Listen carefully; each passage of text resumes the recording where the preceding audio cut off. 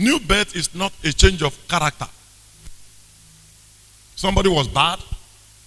Now he has started going to church. He became a good person. That's not what born again is. And based on that preaching, if anybody is not perfect, everybody in church hide their character, bad character, and look for the people who expose their own to finish them. That is religion. That is not Christianity. In Christianity, you don't finish anybody because it's bad. If you see anybody that is bad, it means you have a responsibility. In fact, in Christianity, you are not supposed to see anybody bad at all. If once you see what somebody did that is bad, from that day you saw it, you have a responsibility. It is your job to pray him back, and then your job to bring him back. But in religion, once you see somebody bad, it's finished. If you're going to put on there, okay. In religion, you may be wicked, nobody sees you. You may be arrogant, nobody sees you. But if you see anybody with a woman, he's finished. You may be carrying women, nobody sees you. You may be drinking, nobody sees you. But once you see anybody who is in unforgiveness, he's finished. So what religion does is hide his own fault and point the fault of others. In religion, if you are not caught, you are righteous until you are caught.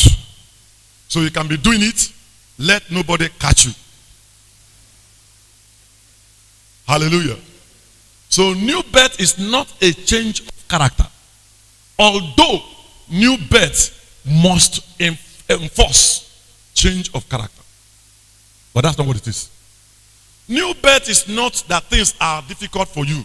Your family, nothing is working. Your forefathers are doing idolatry and there's a curse on them and things are not working. So now, enter a church so that things will start working for you. That's not new birth. New birth is not the pursuit of materialism and success and prosperity. That since you started going to church, things are now working for you. That's not new birth at all. It's not true. Why are unbelievers richer than believers? My guy, you should know by now. Hallelujah. Because they focus on universal laws. That's their God. That law is their God. Focus on that law. Hallelujah. That law is the only key for material wealth. It's not new birth. New birth is the key to supernatural living, not material living. Hello? Very important. This thing is not made in heaven. Pray from now till tomorrow. The highest you can get is idea. Favor. The favor will come and you go. God will never be throwing this thing from heaven from you. Because he gave you brain. That brain is for the, what do you call that law again? The universal law. Hallelujah. Because what you hear, you see. Eyes is not this is not eyes. Eyes is here. Hallelujah. Eyes is here. Praise God. This cloth I'm wearing right now, before I wore it, I saw it. So I went into my wardrobe to get it. I saw it first. That is what I can, and then go get it. This is the eyes that got it. But there was the eyes that saw it. Are you hearing what I'm saying? Whatever you keep hearing, keep coming to you. One. Whatever you keep hearing, you start seeing. Two. Whatever you keep, so hearing is attraction. It commands the law of attraction. If you keep hearing about money, money will start coming to you. If you keep talking about money, you will start creating money. If you keep hearing about money, you will start seeing money everywhere. The church got into a problem by wrong interpretation of the scripture. The love of money is the root of all evil. That's not what the scripture is saying. The scripture says greed. You should know Bible says things and don't mean it. Did you hear what I said? Hello? Did you hear what I said now? Moses told them, for example, thou shalt not kill. If you kill, you are done for. Jesus came and said, that's not what it means. Jesus said, that's what Moses said. That's what God said. But it's not what it means. Jesus said, what it means is don't hate. If you hate, you have killed.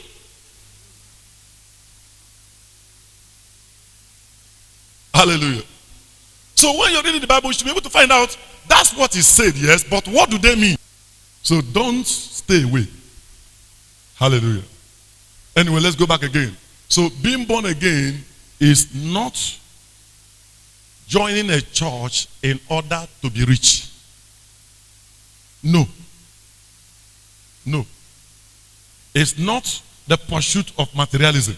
Abundance does not mean materialism. Prosperity does not mean materialism. Things are difficult for you. Let me join church so things will become fine. That's not why you're joining church. I will keep going. Although joining church will help in a fantastic way. Joining, being born again, is not looking pious and living holy. Are you hearing what I'm saying? It's not because you're born again, your dress have changed. You're not going to dress like you're born again. It's not because you're born again now, your hair have changed. We have seen dreadlock pastors that are moving in the terrible realm of the Holy Ghost. That's not what born again is at all.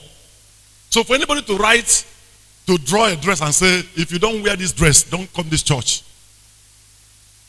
He has already said that church is Babylon.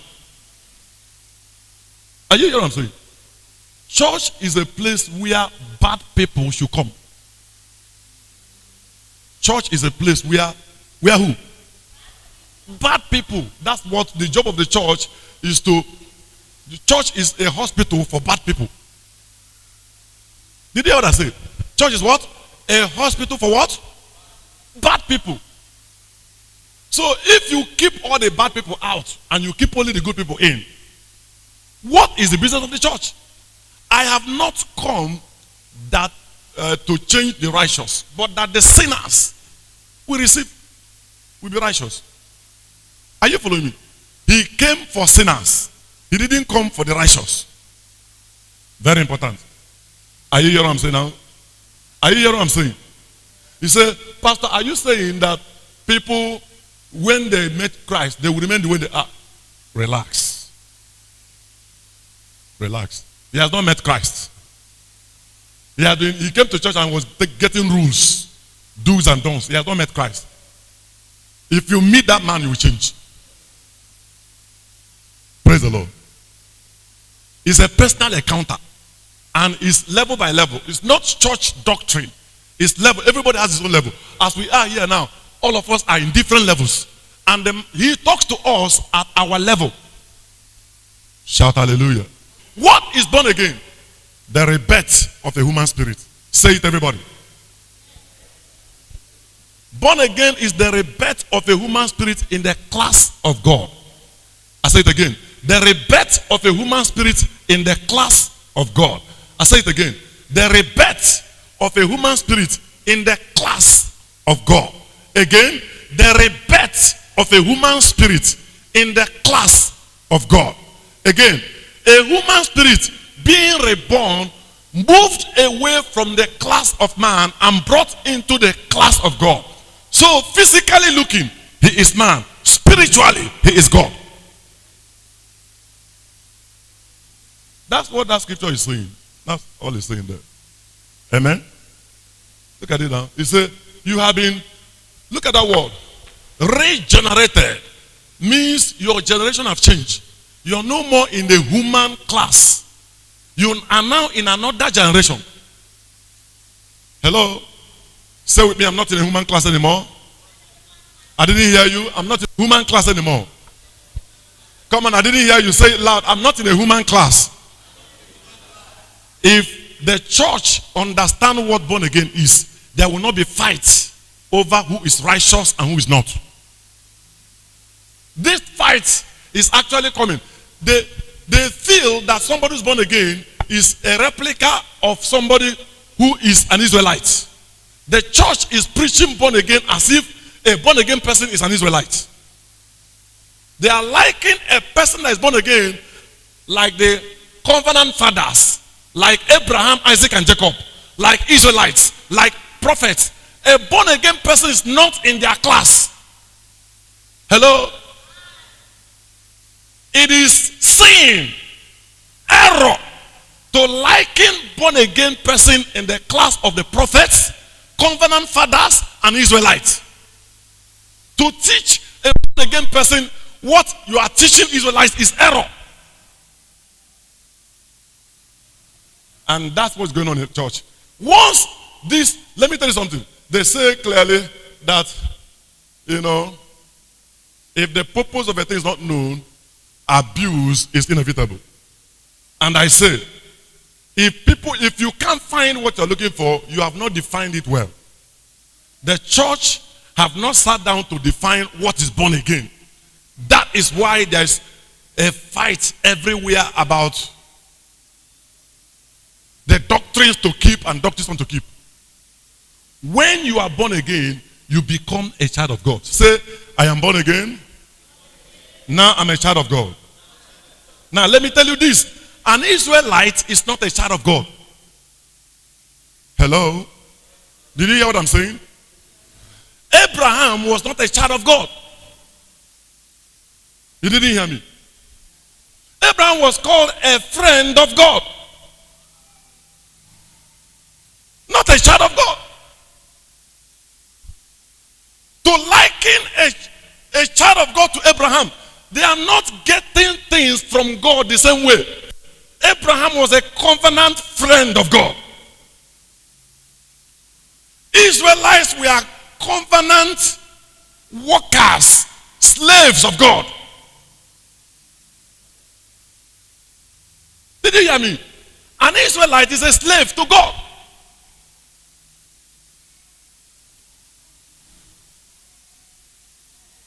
You are born again, you are a son. So you come to church, a pastor pick the same scripture that I will pick, and he's preaching to you, and he keeps shouting, after all, the Bible said, after all, it's in the Bible. The fact that it's in the Bible does not mean that you minister it the same way.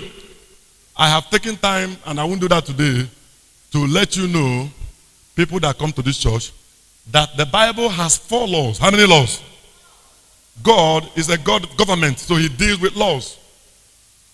Amen?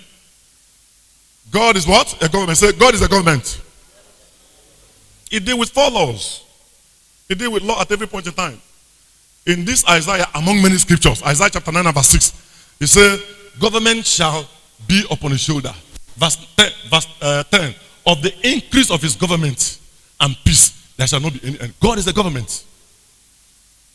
Hallelujah. So he dealt with Adam with what they call the law of sin and death. He dealt with Noah with what they call the universal law, the law of cause and effect for all human beings. He dealt with Moses with the law of commandments for only Israel. He dealt with Jesus with the law of faith for only the church. So the church only deals with the law of faith. The law of faith also is called the law of the spirit of life in Christ Jesus. The law of faith nullifies the law he gave to Adam, the law of sin and death. Put it up there again, that forms some background of what I'm saying. I'm going to come back to this new birth. I'm trying to talk to you before we talk about Thanksgiving and we go home. Because you have to know why what I'm telling you is not the same thing with what you are hearing everywhere. What you are hearing determines who you will be. If you take a pan of rice and mix it with a cup of sand, you will eat rice. You eat sand. What you are eating is not rice. Doesn't matter how clean it is. If it's not pure, it's not pure. Hallelujah. So this scripture in Romans chapter 8 and verse 2, Romans chapter 8 and verse 2. Come on now. We know it. It says, the law of the spirit of life in Christ Jesus, that's the law of faith. He has made me free from the law of sin and death. So when Christ rose, he destroyed the law of Adam. Church doesn't know this. If they know this, they will not be talking about unrighteousness. This law is what brought sin. Are you hearing me? This law brought what? Sin. So if this law is destroyed, sin is destroyed. He said, where there is no law, there is no sin. That's what the scripture says. Hello? Now, give me chapter 10 and verse 4 of Romans. Now, this law of faith destroyed the law God gave Adam. This same law of faith, chapter 10 and verse 4, destroyed the law God gave Moses. So the law God gave Moses and the law God gave Adam are all destroyed. Look at it there. Christ is the end of the law. This law is righteousness commandment. So Christ is the end of the commandment. So if these two laws are destroyed, where did you get sin? The first law brought sin, the one he gave to Adam. The second law points sin out, the one he gave to Moses. So both the one that points sin out and the one that brought sin has been destroyed. And they are all, hello? They are all written there. Each of these things I gave you, I can give you about 10 scriptures in any of them. It's not just, it's all over the Bible, but they can't see it because they are reading the Bible. Say, what God said to Israel is not what he's saying to the church. Say, I'm a son. Say it again, I'm a son. Give me Romans chapter, John chapter 1 verse 12. How did I become a son? How did I become a son? Israel is not a son. No. Adam was a son until he sinned. When he sinned, he became a son of the devil. From son of God to son of the devil. What was Adam saying?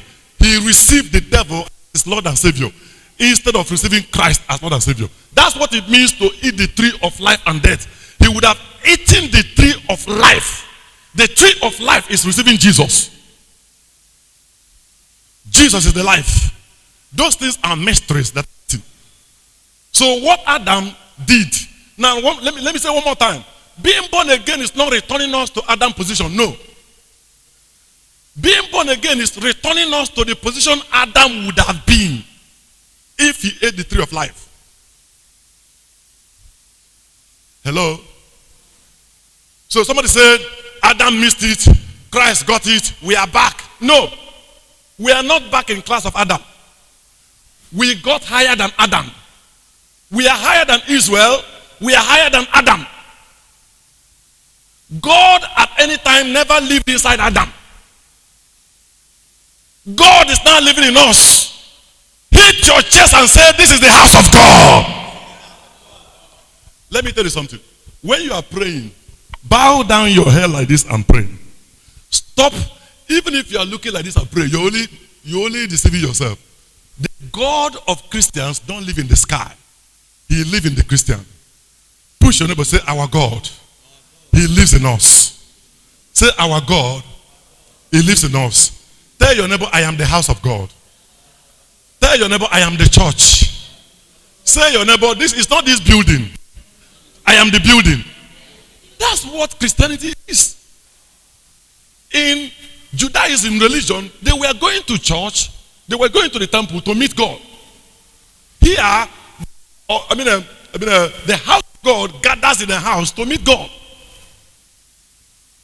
It's not the same person, it's not the same thing. So if you are picking the scripture that the prophet spoke, make sure that scripture has undergone what Christ have done. Hallelujah. Say I'm different. Say I'm different. Say I'm in Christ. Don't talk to me about sin. Come on, say I'm in Christ. Don't talk to me about sickness. Say I'm in Christ. Don't talk to me about failure. Say I'm in Christ. I am an overcomer.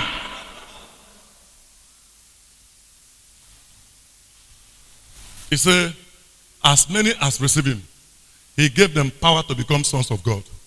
When he said this, he does not mean Elijah. Elijah was not in this class. So if you are praying and you're saying, I received the spirit of Elijah, you are making yourself a slave. The power, the God of Elijah. Hello?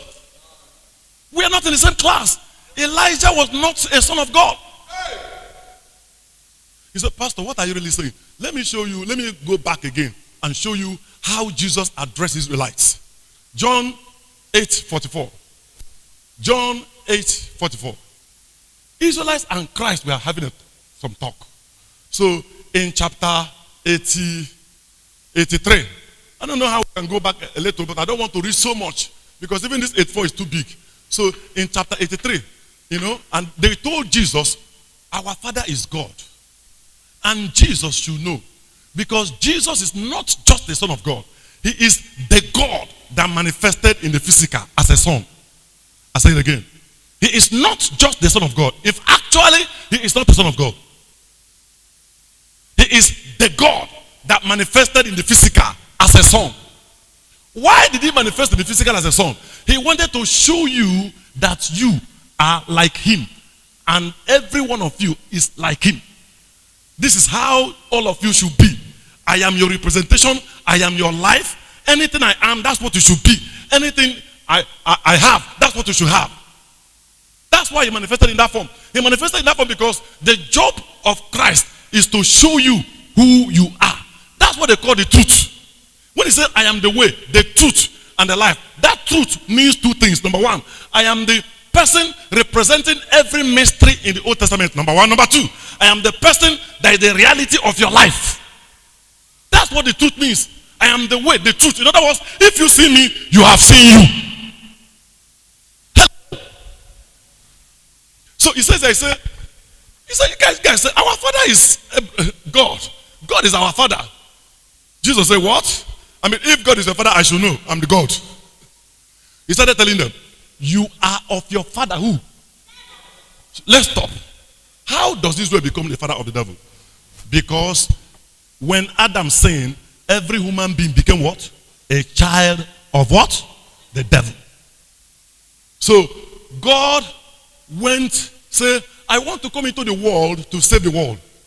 Who can I make a covenant with? Because by my law, I can't just appear in the world. Everybody that must appear in the world must have a womb. It's only through a womb that a person can appear in the world. If you appear in the world without a womb, you are disqualified. So God said, I need a womb to appear. So God began to make a covenant. Make a what? The purpose of the covenant is because these people were sinners. They were children of the devil. It means I can't trust you. And I'm sure you can't even trust me.